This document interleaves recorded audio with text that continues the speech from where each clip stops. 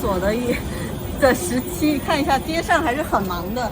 现在我们处在的位置呢，就是曼城的市中心购物中心，相当于什么呢？相当于伦敦的牛津街，相当于这个北京的西单王府井，上海差不多新天地这样子一个繁华的购物的一个街区。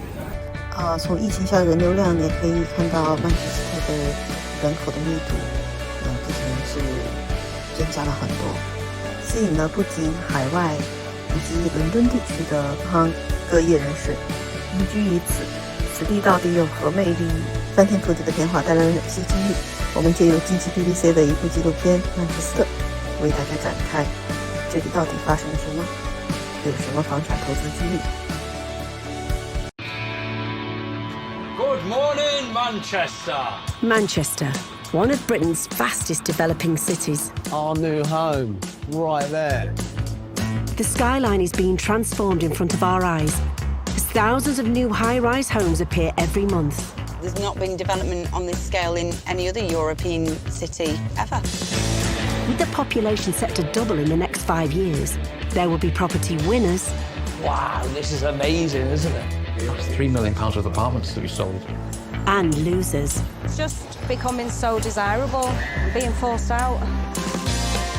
When billions are being invested in the 2 square miles of the city centre, how will this change the lives of everyone who lives and works in this city? There'll be that much money spent here, it can't fail really. Now that it's started, it has to happen. Over the course of a year, we follow the fortunes of residents old and new as they look for a place to call home in the city they love. Eventually, there's going to be no Mancunians in Manchester. It's just going to be Starbucks Central. And as the city grows, will the building boom make or break Manchester?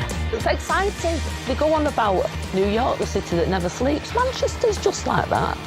It's brilliant.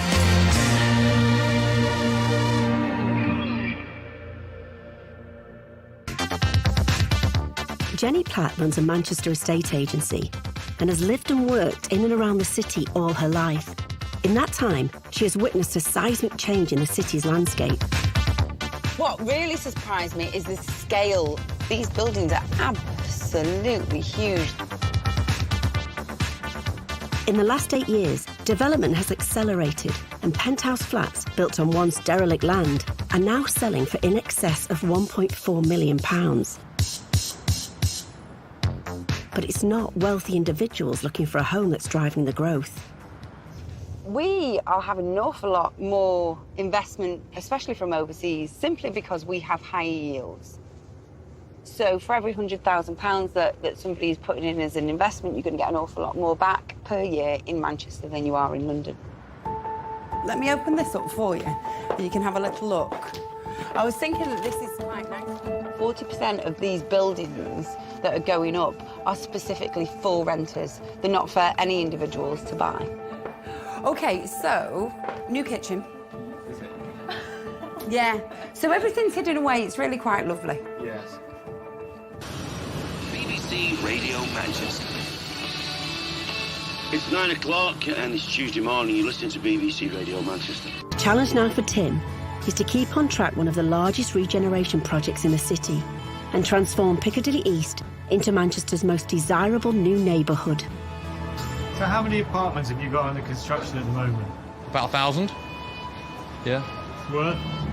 The value of all those completed, 450 million quid, something like that. How many sold? Only a handful, really, relatively speaking, because we don't sell them until they're pretty much near completion. So sometimes I'm like, I feel good about it, and then other times you kind of go, crikey, that's a huge amount of money that we're spending. While Tim may have not sold any of the modern apartments, he has already sold 30 in the mill conversion next door, and those buyers are expecting to move in 4 months. So that doesn't look as far on. It's not. It's nowhere near as far on as this. It's way, way behind. You can just see they've still got all that roof to strip off and replace. They've still got a lot of stuff to do in the far end of it as well. And obviously it's a concern because it's managing cash. You've got pressure from the purchasers as well that want it finished as well. So pressure from the residents that surround it that want it done. So yeah, multiple pressure points.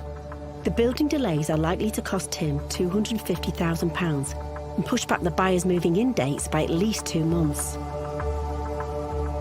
But now the building contractor has discovered a new potentially expensive delay. What you've got, unfortunately, Tim, is quite a unique circumstance here. So I think I've probably worked on 20 to 25 Victoria mills in Manchester. Yeah. And I've never ever encountered this problem before. Because you started when you did, there wasn't that many surveys done. Yeah. You kind of put your cock on the block a little bit and decided that you were going to kind of go gung-ho into construction. And unfortunately, this grading of timber, so the primary beams that we've got here, although they look big and strong, the structural engineers did some grading of the timber. This is a cheap American species of timber called Pinus strobus. Yeah.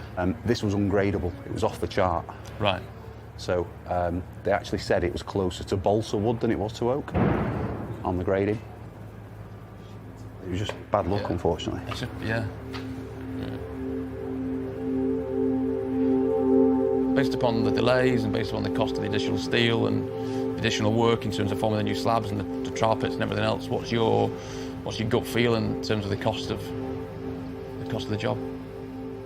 The gut feel, the current estimate is about £1 million. Yeah. Ouch.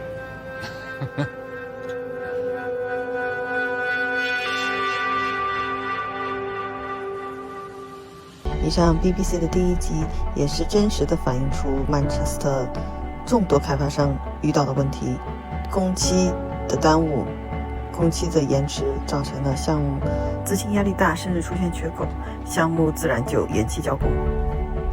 因此，在过去的2年中，项目延期成了一个非常普遍的曼彻斯特开发商现象。曼彻斯特房产虽然价格较低，但是务必要小心关于开发商所给出的交房时间。